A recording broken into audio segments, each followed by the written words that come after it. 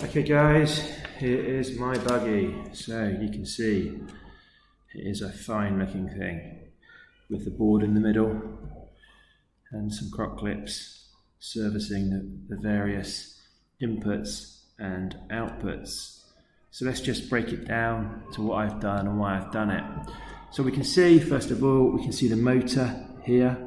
It's got a small cog powering a bigger cog, so the gearing is becoming lower, and this is connected again and it's becoming lower again, and so the speed of the motor, the revolutions of the motor are not the revolutions of the wheel. So effectively I've slowed it down, and I've slowed it down for a number of reasons.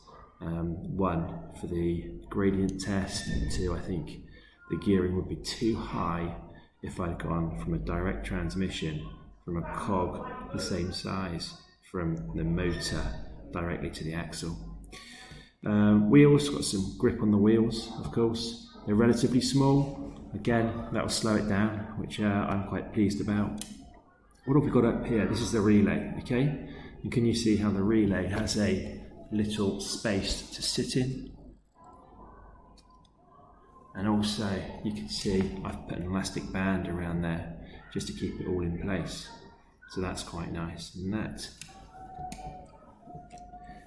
part of the Lego there that supports the relay sits directly onto the motor.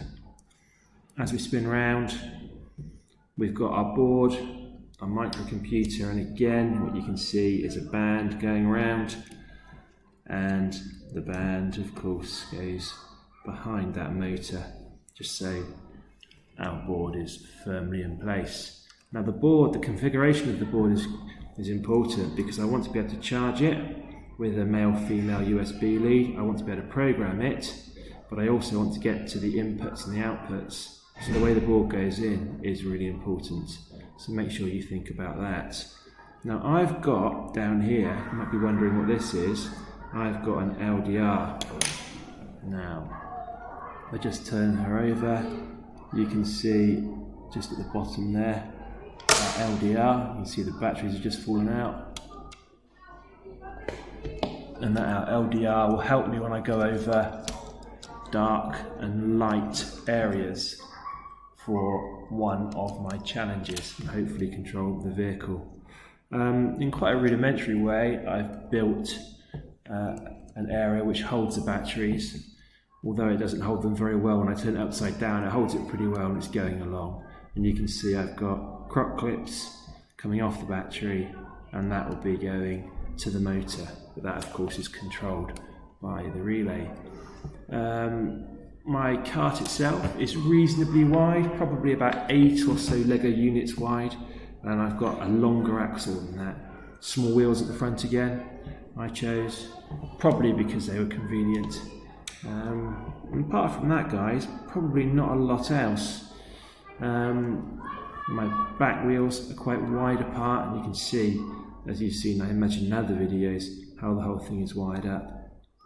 So that's my cart, and whether it wins a competition or not I'm not sure, but it's going to give it a pretty good go. I suppose the other thing to say is it's relatively solid. If I wobble it, it doesn't fall apart. So I think it's quite important that whatever you make has an integrity, and you're not battling against bits of Lego falling off as it goes along. There we are. Don't copy it, come up with your own ideas, but that is Mr Humphrey's cart. Are you doing Hello Mr Mills. Doing videos. AR, sorry, are you doing AR? It's not quite AR. No, I just stopped.